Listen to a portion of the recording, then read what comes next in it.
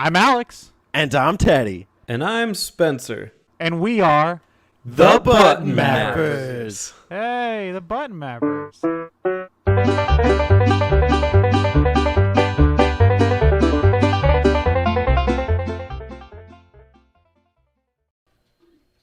Guys, what a fucking phenomenal game.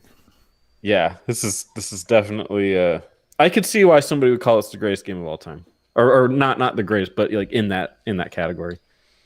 Yeah, if it wasn't for Country, man, this would be my favorite Super Nintendo game, by far. My thing when I finished it is I just wanted to play it again immediately. And it's so short you can. Like know. it's that's the thing about it is that the game isn't. I mean, like I said, like my playthrough I was playing it's 4 hours something like to get through the entire game without going for a lot of the other side stuff. If you're going for completion, it takes a little longer. But she's like no wonder there's a big speedrun community for this title. And especially if you knew how to wall jump stuff, you can sequence break and get a lot of the stuff early. Yeah, so it really like leaves the way you play up to you.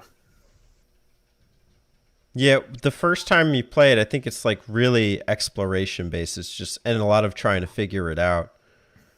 This is the type of game where it's like I don't want to use a guide, and I didn't for the second playthrough, except to just see for a reserve tank because I really wanted to figure out how to get it, and it wasn't clicking for me. But really, like it is the type of game that I would love to just go back and replay and find more secrets, and also like to do like more faster runs to avoid certain sections. I would love to see what can be accomplished. Yeah, to me this game is begging for more processing power. It's like screaming. It's almost like screaming at Nintendo. Like, we could do more with this. Just give us more. And you come out the N64 and did whatever they did. But yeah, it's like pushing every concept to its limits, and it blows me away. What they're able to get away with. Am I allowed to rant about Metroid now? Since I mean, you just talked about your fan fiction. What was that? Okay. Teddy just gave me a hand motion. I would just like to say that this game in particular, I won't talk about the whole franchise, but I could mention it. But this game in particular is almost too good to be a Nintendo title. Because of how far it thinks outside of the box, how there's no gimmicks. It's everything's purely contextual, and that's something I can say for the entire Metroid franchise. But it's talking about this game in particular today. This game feels like it should have been made by somebody that wasn't Nintendo, especially based on like how we see Nintendo today and like the way that they present their products today. This game's too smart.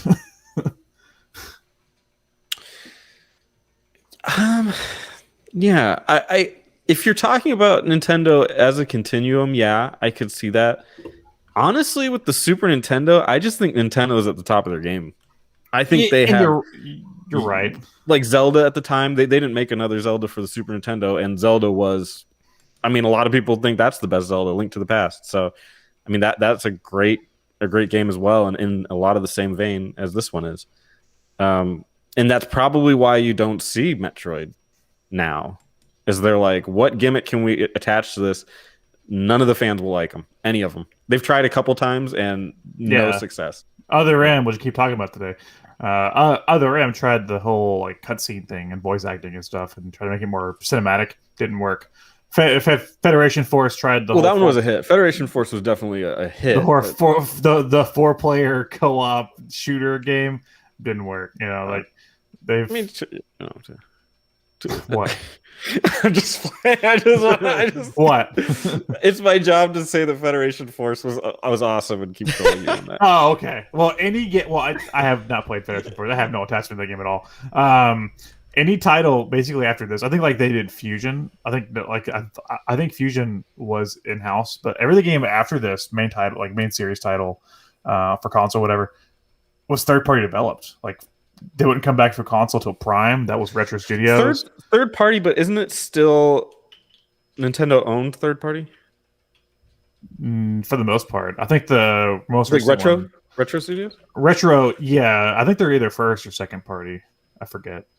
Um, I'll look it up. I'm looking it up right now. okay, and then I know the one on 3DS recently was Mercury Steam, who did like some of the Castlevania, like the Lords of Shadow games, stuff like that.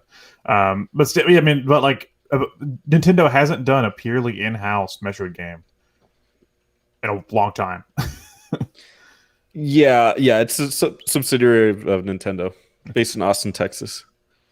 Have you guys? But yeah, go ahead. it's interesting. No, go ahead. Go ahead. Have you guys ever played a game that rivals this in what it seeks to do? Not necessarily in terms of being like a country. Like I understand. Yeah, country That does what Metroid does. That tells its stories in the form of a 2D platformer, especially. The only game I could think of off the top of my head, which is going to be like the most generic answer ever, is fucking Symphony of the Night. Yeah, Symphony. Yeah. Like I can't. Do you feel the Symphony does as well at telling the stories? Yes, except for the second half of the game. Except for 50% of it. Yeah, so part of it, yeah, it could have been there. It's not as good as Super Metroid, but it comes close. I think there's a stigma against gamers in the minds of those who make the video games. So I played Samus Returns maybe a year or two ago. Spencer, you played it? Is that the 3DS one? Yeah, the 2D Yes, platformer one. And how would you compare your experience with that to this? Similar. Okay. It was. I love the exploration. I love it continually branching out. I think they did things better, but obviously it's newer. I mean, they got like years, like decades of knowledge under their belt. But I loved it. I absolutely loved it.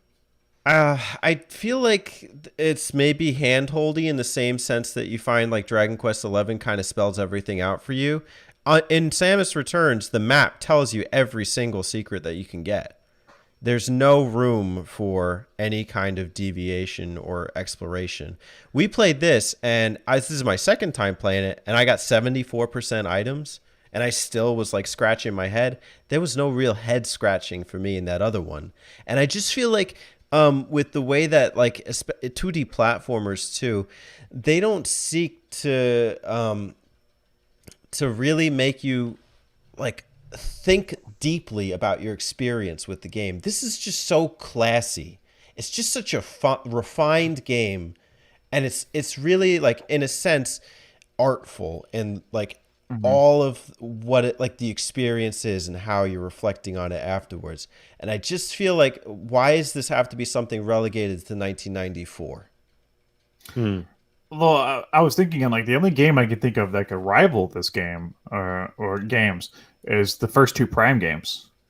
And those are 3D games still. Yeah. But in terms of like all the other elements, like I think you could easily say Prime 1 and Prime 2 could give Super Metroid a run for its money. But other than that, like